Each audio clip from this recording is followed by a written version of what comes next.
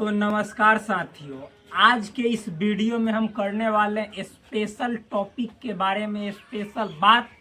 तो प्लीज़ आप आ जाइए हमारे पास। पिछले वीडियो में हमने बात किया था कि योग करते समय क्या क्या सावधानी आपको बरतनी चाहिए, तो उसी क्रम में हम अगला जो पार्ट है वो लेकर आपके सामने हाजिर हो रहे हैं। यदि आप हमारे चैनल पर नए हैं तो प्लीज़ चैनल को कीजिए सब्सक्राइब और आप अपने और हमारे फ्यूचर को बनाइए ब्राइट, और वीडियो को कीजिए लाइक और हमको कीजिए हाईलाइट। तो प्लीज़ आप इस वीडियो को ध्यान से सुनिए और साथ ही साथ उन बातों का अपने जीवन में योग करते समय अवश्य ध्यान रखें। तो इसके लिए हमने आप सभी के सामने एक सबसे ऑथेंटिक बुक, जो कि संपूर्ण योग विद्या है, राजीव जैन त्रिलोक जी द्वारा लिखित है, इसका हेल्प लिया है, ताकि आप ये न कह सको कि तुम जो बातें बतला रहे हो वो हम कैसे माने कि 100% सत्य है, कि यदि तुम झूठ बोलो और हम उसके अनुसार तुम्हारी बातों को मान लें और अपने जीवन में उसको अपनाने लगे और उससे फ़ायदे के बजाय नुकसान हो जाए, तो फिर तुम इसका क्या गारंटी दोगे। तो भाई ये जो पुस्तक है वो मैं गारंटी देता हूँ कि इस पुस्तक में जो भी बातें हैं वो इतनी एक तरह से ऑथेंटिक है और साइंटिफिकली प्रूव्ड है कि इस पुस्तक को कितने लोगों ने पढ़कर और अपने जीवन में एक एक बात को उतार कर और कहां से कहां पहुंच गए। आप अगर जो जाकर सर्च मारिएगा संपूर्ण योग विद्या राजीव जैन त्रिलोक जी द्वारा लिखित पुस्तक, तो इनको बड़े बड़े जो संत महात्मा हैं उन्होंने इस पुस्तक की भूरी भूरी कोटि कोटि सत सत नमन किया है कि क्या ये एक आधुनिक काल में ये समझिए तो दिव्य एक तरह से शक्ति के समान है, जो लोगों को मतलब सही मार्ग दिखाने के लिए बहुत ही अति उत्तम पुस्तक है। तो भाई प्लीज़ आप समझिए कि जो भी बातें मैं बताऊंगा आपके सामने सोर्स के रूप में ये बुक होगा। तो चलिए हम शुरू करते हैं अपने इस वीडियो को। जो पीछे वाला पार्ट 1 था उसको देखिएगा, तभी ये पार्ट 2 आपको समझ में आने वाला है। इस वीडियो में हम बात करने वाले हैं योग करते समय कौन कौन सी चीज़ों का आपको ध्यान रखना है, क्या क्या सावधानियां बरतनी है, क्या क्या नियम होते हैं, उनके बारे में है। तो आज के इस वीडियो में हम सबसे पहले बिंदु पे जो बात करेंगे वो है दृष्टि। कल के वीडियो में हमने लास्ट वाला जो टॉपिक था, पॉइंट था, वो वाला था स्थान, कि हम योग करें तो हमारा जो मुख का दिशा है वह किस दिशा में होना चाहिए। यानी हम जैसे एक तरह से देखें तो कौन से आसन करते समय हमारा पैर किधर होना चाहिए, सर किधर होना चाहिए, ये सभी बातें मैंने कल के वीडियो में बताया था। आज के इस वीडियो में हम बतलाने वाले हैं दृष्टि के बारे में। तो चलिए शुरू करते हैं आप सभी के सामने बिना किसी देर के। तो देखिए यहाँ पे लिखा गया है कि दृष्टि के बारे में, प्रारंभ में नेत्र बंद न करें। जब आप योग का अभ्यास करना शुरू करते हैं तो शुरू ही ऐसे नहीं करना है कि हम आए और मतलब कि जैसे डायरेक्ट नेत्र अपना ऐसे बंद कर लिए, ऐसा नहीं करना है। योग के जो सावधानी होता है, जो प्रिकॉशंस होता है, इसमें आपको पहली बात दृष्टि के संबंध में यही कहा गया है कि आप योग अभ्यास शुरू जैसे ही किए आप अपने आँखों को बंद मत कीजिए।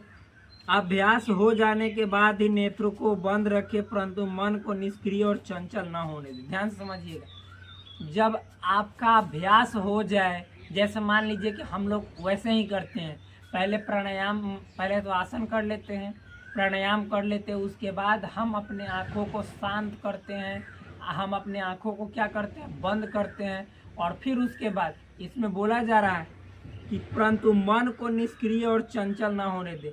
मन को निष्क्रिय कहने का मतलब मन निष्क्रिय भी नहीं होना चाहिए। निष्क्रिय मतलब मन जो है सो कुछ एक्टिविटी करे ही नहीं, और साथ ही साथ मन चंचल भी नहीं होना चाहिए, बल्कि जो गौतम बुद्ध बताकर गए थे कि हम सभी को मिडिल जो पाथ होता है, जो मध्यम मार्ग होता है, उसका अनुसरण करना है।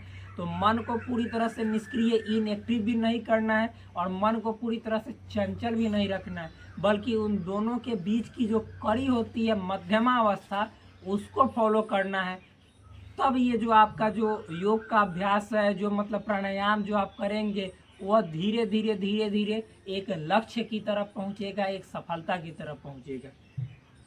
आगे बोला गया है इसमें, नेत्र बंद योग शिक्षक के आदेशानुसार रहते हुए भी आसन क्रियाओं के प्रति मस्तिष्क को सजग रखें। मतलब जब आप आंख बंद करके और कोई आसन कर रहे हैं तो उस समय भी आप अपने दिमाग को, मस्तिष्क को, इसकी बत्ती को बंद होने नहीं दीजिए। यानी मस्तिष्क का जो दिमाग का जो बत्ती है वो बुझने नहीं चाहिए, बल्कि आपको किसी न किसी अच्छे विचार पे जो आपके मन को, आपकी आत्मा को, आपके हृदय को सुकून पहुंचाए, वैसा विचार आपको अपने मन के अंदर करना है। वह विचार आपके अनुसार हो सकता है, जैसे ओम पे ध्यान लगाए, मतलब निराकार ब्रह्म जैसे पूरी तरह से जो शाश्वत एनर्जी है, जो इंटरनल एनर्जी है। शाश्वत एनर्जी, इंटरनल एनर्जी कहने का मतलब क्या है? जो एनर्जी इस संसार में, मतलब जब तक ये धरती है, ब्रह्मांड में जो हमारे सोलर सिस्टम है, वो सोलर सिस्टम का एनर्जी जब तक बना रहेगा, वो एनर्जी ही आपका क्या है? अरे भाई ऐसी जैसे जो आप बोल सकते हो उसको शाश्वत एनर्जी, यानी इटर्नल एनर्जी जो हमेशा रहेगा। इंटरनल बाय मिस्टेक बोल दिए हैं, सॉरी।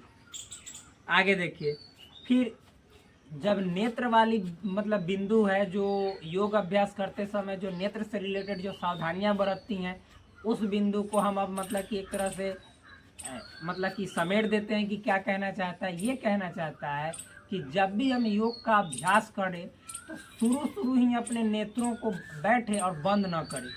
इससे जो है सो मतलब कि आप योग करते समय आपको फिर मतलब कि जैसे एक तरह से क्या फील होगा, तो बोल रहे हैं, मैं आपको बतला देना चाहता हूँ कि आपको असंतुलन महसूस होगा। यानी पूरी तरह से आप अपने आप में बैलेंस फील नहीं कीजिएगा। हो सकता है आपके अंदर से मतलब परेशानी जैसा लगे, तो माइंड स्थिर नहीं लगे। तो कभी भी योग अभ्यास करने के बाद आप अपने नेत्र को बंद करें, उसके लिए आपके पास एक प्रशिक्षक यानी जो ट्रेनर है वो होने आवश्यक है, वो होने जरूरी है शुरू में। अगर जो अगला बात हम देखिए अवस्था या आयु के बारे में, तो लिखा गया है योगासन के लिए आयु सीमा का कोई निर्धारण नहीं है, तथापि व्यक्ति को अपनी उम्र, अवस्था, अभ्यास आदि समझकर विवेक का उपयोग करना चाहिए। देखिए, योग करने की कोई आयु नहीं है, कोई अवस्था नहीं है।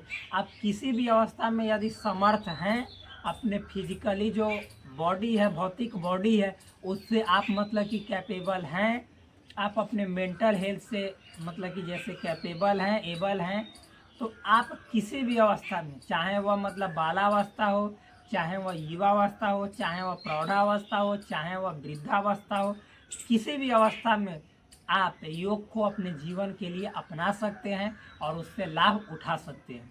अगला जो बात कहा गया है रोगी के लिए, योगासन से संबंधित क्रियाएं तो होती ही हैं रोगों को दूर कर स्वास्थ्य प्रदान करने के लिए, परंतु रोगी उस आसन को न करे जिससे उनकी पीड़ा अथवा रोग की तीव्रता बढ़ती हो। जैसे उच्च रक्तचाप के रोगी शीर्षासन या सर्वांगासन आदि न करें। बहुत सुंदर बात कही है। देखिए, जो रोगी हैं, तो योग तो रोग को दूर करने के लिए ही बना है। योग से तो रोग दूर ही होता है, यानी योग से हम निरोग बनते हैं।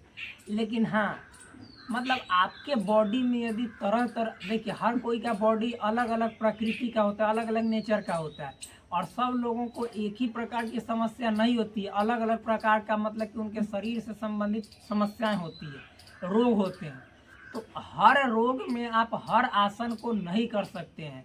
मतलब देखिए, जिस रोग में आपको कहा जाए कि इस आसन को न करें, इसके लिए आपको दिक्कत मतलब पहुंचा सकता है, ये आसन आपके बॉडी में पीड़ा को और बढ़ा सकता है, तो आप अपने प्रशिक्षक के गाइडेंस में कृपया कर उस आसन का अभ्यास न करें, तो ही आपके लिए बेहतर होगा और आपको प्रॉपर लाभ मिलेगा। यदि आप मतलब बिना सोचे समझे आपको किसी प्रकार की तकलीफ है और आप सोचेंगे कि योग से तो हर तकलीफ दूर होता है, आप लगातार कोई ना कोई आसन बिना मतलब सोचे समझे करने लगे, हो सकता है कि वो बॉडी के जो पीड़ा है आपको और बढ़ा दे, आपको परेशान और कर दे। तो इससे अच्छा है कि आप एक प्रशिक्षक की, यानी जो आपको ट्रेनिंग देते हो, उनकी देख रेख में, उनके मतलब की सलाह के अनुसार आप अपने रोग में, जो भी मतलब आपके शरीर में रोग है, उस समय मतलब एक तरह से जो चयनित योग है जो आपके बॉडी को फायदा पहुंचाएगा, उस स्थिति में वो वाला करना चाहिए। इसमें एक एग्जाम्पल के तौर पे दिया गया, एक एग्जाम्पल के तौर पे उदाहरण के रूप में दिया गया है कि उस व्यक्ति को शीर्षासन अथवा सर्वांगासन नहीं करना चाहिए जिनको क्या हाई ब्लड प्रेशर की समस्या है। जो हाई बीपी से ग्रसित है, जब वो शीर्षासन करते हैं, सर्वांगासन करते हैं, तो चूंकि शीर्षासन और सर्वांगासन में जो भी ब्लड का सर्कुलेशन होता है वो हमारे माइंड की तरफ, क्योंकि हमारा सर जो है सो नीचे होता है, पैर ऊपर होता है, तो नीचे की ओर ब्लड का सर्कुलेशन और जो रेट ऑफ जो ब्लड फ्लोइंग है उसकी जो दर है वो बढ़ जाता है पहले की तुलना में। तो हो सकता है आपके कि बीपी को बहुत ज़्यादा बढ़ा दे, जो हार्ट है उसको ज़्यादा पंपिंग करना पड़े, तो कभी कभी समस्याएं उत्पन्न गंभीर रूप से हो जाएगी। तो इसीलिए जब आपको हाई ब्लड प्रेशर की समस्या है तो कृपया करके सर नीचे वाले और पैर ऊपर वाले आसन ज़्यादातर आपको नहीं ही करना चाहिए। आपका बॉडी उस जब स्थिति में जाता है तो फिर कि आपको जो ब्लड प्रेशर है उसकी समस्या और बढ़ने लगती है। तो ये बहुत ही एक अत्यंत कि समझिए तो अच्छी बातें हैं, सूझी बातें हैं, जो हम सभी को योग करते समय सावधानी के रूप में बरतनी चाहिए। जब हम योग के एक एक आसन को बताएंगे कि शीर्षासन कैसे किया जाता है, सर्वांगासन कैसे किया जाता है, उससे क्या लाभ है, तो उस समय एक और टॉपिक, एक और पक्ष पे बात करेंगे कि इसमें क्या क्या सावधानियां बरतनी है। तो आप निश्चिंत हो जाइए, हम एक एक बातों को आपके सामने निचोड़ कर जो गन्ने का जूस होता है उस तरह से रख देंगे। बशर्ते आपको हमें सपोर्ट करने की ज़रूरत है। आप हमें प्लीज़ सपोर्ट कीजिए और उसके बाद देखिए दोनों का फ्यूचर कहाँ जाता है। आप अपने जीवन में स्वस्थ रहेंगे तभी तो अपना फ्यूचर अच्छा जगह ले जा सकते हैं। जब हम और आप स्वस्थ ही नहीं रहेंगे तो फिर फ्यूचर कहाँ से जाएगा?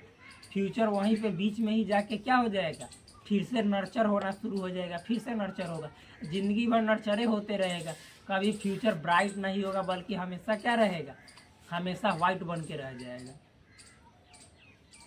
आगे देखिए लिखा गया है इसमें कि किस रोग में कौन सा आसन करे अथवा कौन सा आसन न करे, वह अध्याय अवश्य देखिए। साथ ही रोग की अवस्था में किसी योग्य शिक्षक के परामर्श के पश्चात ही आसन करे।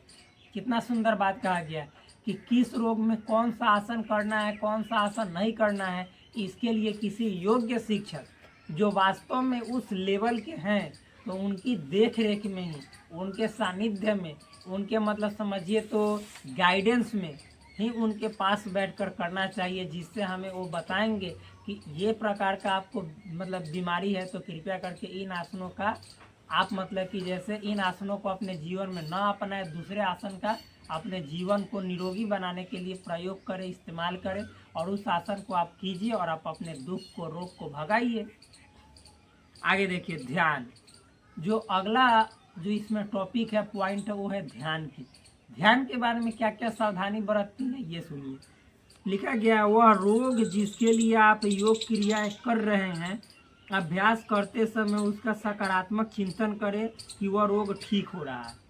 देखिए आपको जब योग कर रहे हैं तो आपको इन बातों पे ध्यान देना है कि आपके बॉडी में जो आपको कि ऐसा असंतुलन फील करवाता है, आपके बॉडी में ऐसा लगता है कि ये जो है ना, हमारे बॉडी में ये ख़त्म हो जाए ना तो हम अपने आप को रिलैक्स फील करेंगे। यानी जो आपके बॉडी में जो समस्याएं हैं, उन समस्याओं को आप दूर करने के बारे में सोचते हैं कि ये समस्या दूर हो जाए ना तो हमारा बॉडी अच्छा हो जाएगा, यानी हम एक स्वस्थ व्यक्ति कहलाने लगेंगे, हेल्दी पर्सन कहलाने लगेंगे। तो प्लीज़ इसके लिए आप जब आसन करें, उस रोग को जो समाप्त करने वाला आसन है, उसको मारने वाला आसन है, तो कृपया करके उस आसन को करते समय आप हमेशा माइंड में इस विचार को लाए कि कृपया करके हे ईश्वर, ये जो रोग है वो कि ठीक हो जाए। और आप ऐसा सोचे नहीं कि ठीक हो जाए, आप ये पॉजिटिविटी के साथ, यानी आप अपने आत्मविश्वास के साथ सोचिए कि नहीं, ठीक हो रहा है, ठीक कि जल्द हो जाएगा और पहले से हमको बहुत ज़्यादा अच्छा महसूस हो रहा है। तो जैसे ही आप ऐसे सोचना शुरू करेंगे और उस आसन को करेंगे तो वो आपके फ़ायदा को ना 4 गुना बढ़ा देगा। जैसे ही देखिएगा किसी को कोई बीमारी हो जाता है और लोग कि उसको निगेटिव बातें उसके सामने ही बोलने लगते हैं कि अब तो दिक्कत हो जाएगा, अब तो इसके शरीर में बहुत ज़्यादा कि जैसे बीमारी बढ़ गई है, हो सकता है इसका बचने का कोई चांस नहीं हो। लेकिन हाँ, दूसरा 10 आदमी आता है, कहते हैं ये सब तो समस्या बहुत लोगों को हुआ। कितने लोग आज देखिएगा तो कि दौड़ रहे हैं और फिर कि इतने ज़्यादा एक्सरसाइज कर रहे हैं, लोगों को सिखा रहे हैं। ये समस्या कौन सी है, ठीक हो जाएगा। चलिए डॉक्टर, हम अच्छे डॉक्टर के पास ले जा रहे हैं जहाँ पे मतलब कि हम ऐसे ऐसे 10 मरीजों को ठीक करवाए थे, और मान लीजिए वो व्यक्ति एक भी मरीज को ठीक नहीं करवाया था, कोई मरीज वैसा मिला ही नहीं था, पहली बार स्पेशल टाइप का ऐसा मरीज मिला, और वो मतलब कि किसी नामी गामी डॉक्टर का नाम उसके सामने ले लिया, तो व्यक्ति अब जैसे ही उसको ले जाएगा उस डॉक्टर के पास, तो उस व्यक्ति का इतना बात सुनते ही माइंड में जो विचार दौड़ेगा वो एकदम पॉजिटिव विचार यानी सकारात्मक ऊर्जा से वो भर जाएगा, और उसको जो बीमारी मतलब कि 10 दिन में मारता, और वो बीमारी मतलब सालों भर नहीं मार सकते। क्यों? क्योंकि उसके अंदर उस बीमारी से लड़ने के बहुत ज़्यादा एनर्जी मिल गया। तो भाई मेरे, सब चीज़ जो है सो माइंड का गेम है, और योग जो करता है वह माइंड से हमेशा हमेशा इतना शार्प बन जाता है, इतना मतलब कि जैसे वो तेज बन जाता है, कुशाग्र बन जाता है, और इतना आत्मविश्वासी बन जाता है कि फिर आपको कोई टक्कर नहीं दे सकता, आपको कोई हरा नहीं सकता है। तो जो भी रोग हो, और उस रोग में आप किसी विशेष प्रकार के आसन को कर रहे हैं जो उस रोग के लिए फायदेमंद है, यानी उस रोग को दूर करेगा आपके शरीर से, तो उस रोग को मतलब दूर करने के लिए जो आप आसन कर रहे हैं, तो आसन को करते समय आप ये ध्यान में बार बार लाए कि जो मेरा रोग है धीरे धीरे दूर हो रहा है, समाप्त हो रहा है। आगे लिखा गया है कि अभ्यास काल में मन को चिंता, क्रोध, घबराहट, घृणा, ईर्ष्या, भय, अहंकार, प्रतिशोध की भावना आदि उद्योगों से पूर्णतः मुक्त रखें। यानी जब आप अभ्यास कर रहे हो, जब आप योगा अभ्यास कर रहे हो, प्रैक्टिस कर रहे हो, तो उस स्थिति में आप अपने शरीर के अंदर, मन के अंदर जितनी जो निगेटिविटी है, जितनी जो बुराइयां हैं, जितने जो नकारात्मक सोच है, चाहे वो ईर्ष्या हो, चाहे वो मतलब वही जलन, ईर्ष्या, जलन, डाह, क्रोध, लालच, इन सभी जो एक तरह से बुरी आत्मा हम इसको बोलते हैं, उन बुरी आत्माओं को अपने मन और मस्तिष्क से सफाया करने का प्रयास करें। हमेशा मतलब कि जैसे इसे दूर ही भगाने का प्रयास करें। यदि आपके अंदर में वैसी विचार उत्पन्न हो, तो आप पहले ऐसा देखिए, ऐसा हम तो कहते हैं कि आप सोचिए कि अब हम खूब क्रोध करेंगे, खूब गुस्सा करेंगे। जब आप ऐसा सोचिएगा तो आपका माइंड निगेटिव काम करने लगता है, यानी वो मतलब कि उस बात पे गौर नहीं करेगा, क्योंकि माइंड का मेन काम है मालूम है, जिस बात को आप ध्यान में मनन कीजिएगा वो बात जल्दी आपके पास नहीं आ पाता है, और जिसका नहीं ध्यान लगाइएगा वो आता है। तो आप सोचिएगा हम बहुत ज़्यादा गुस्सा करेंगे, बहुत ज़्यादा ईर्ष्या करेंगे, बहुत ज़्यादा लालच करेंगे, और उसके बाद देखिए ये सब बातें आपके अंदर आएगा ही नहीं, क्योंकि आप उसी चीज़ पे जोर दे रहे हैं। मन का जो लक्षण है वो हमेशा विपरीत भटकना है, इधर उधर की बातों पे भटकना है, तो वो चीज़ें अपने आप आपके मन और मस्तिष्क से निकलना शुरू हो जाएगा। आगे देखिए, अब आगे जो लिखा गया, योग अभ्यास के दौरान विशेष बातें। जब आप योग का अभ्यास करें तो उसके दौरान जो विशेष बातें हैं वो क्या क्या हैं उनको समझिए। लिखा गया, योग की क्रिया पूर्णतः विवेक का उपयोग करते हुए ही करें। जिस प्रकार का हम योग कर रहे हैं, हठ योग, राजयोग, भक्ति योग, कर्म योग, तो आप उस योग को करते समय अपने पूरी तरह से मन और मस्तिष्क का इस्तेमाल अवश्य करें, विवेक का इस्तेमाल अवश्य करें, तभी आपको उसका उचित लाभ मिलेगा। अन्यथा फिर आप सोचते रह जाएंगे कि हमने योग अपने जीवन में बहुत दिनों से अपनाया, लेकिन अभी तक किसी प्रकार का मतलब बेस्ट रिजल्ट नहीं हमारे शरीर में दिख रहा है या हमारे मन और मस्तिष्क में दिख रहा है। पूर्ण विश्वास, धैर्य और सकारात्मक विचार रखें। आप हमेशा अपने मन के अंदर हमेशा पॉजिटिव जो पेशेंस होता है वो बनाए रखें कि हाँ, क्या बोलते हैं, यदि कर्मों में सच्चाई है तो कभी भी आपका मेहनत निसफल नहीं होगा, हर समस्या का हल होगा, आज नहीं तो कल होगा। तो इन बातों जैसे जो उत्तम विचार हैं उनको अपने माइंड में ध्यान लगाइए, और सोचिए कि जो भी हम योग अभ्यास कर रहे हैं एक दिन न एक दिन हमको ऊंचाइयों पे, बुलंदियों पे पहुंचा के रख देगा, यदि हम इसके नियम को पालन करते चले तो। एक दिन में कुछ नहीं होता है, लेकिन एक दिन सब कुछ होता है। आगे देखिए, नशीले पदार्थों का सेवन एवं गंदी मानसिकता न रखें। कभी भी अपने मन के अंदर और शरीर में किसी भी जो गलत विचार है, जो नशीला पदार्थ है, उसका सेवन नहीं करना चाहिए, वरना वो हमारे ऑर्गन को, शरीर के पार्ट पुर्जा जो हैं उनको निगेटिवली अफेक्ट करते हैं, बैडली अफेक्ट करते हैं, बुरी तरह से उसको प्रभावित करते हैं। और जब हमारा अंग ही काम नहीं करेगा तो हमको योग करने में या किसी भी प्रकार का काम करने में जी नहीं लगेगा, मन नहीं लगेगा, और साथ ही साथ बीमार होगा तो हम हॉस्पिटल में जाएंगे, और मतलब कि समझिए तो टेंशन होगा। और फिर उसके बाद जब आप लेंगे टेंशन तो आपकी बीवी लेगी पेंशन। समझ में है ना? आप जब टेंशन लीजिएगा तो आपको जाना निश्चित है, तो बीवी ही तो पेंशन उठाएगी। तो ये सब बातों पे ध्यान रखिएगा। मन में ईर्ष्या, क्रोध, जलन, द्वेष एवं खिन्नता न रखे। हम अपने मन में मतलब कि कभी भी योग करें या ना करें, लेकिन ज़िंदगी में कभी भी ईर्ष्या, जलन, डाह, लालच, जो खिन्नता, इन सभी विचारों को न आने दे, तो ही बेस्ट रिजल्ट आपको अपने जीवन में मिल पाएगा। अन्यथा फिर आप खोजते रह जाएंगे बेस्ट रिजल्ट पूरी दुनिया में।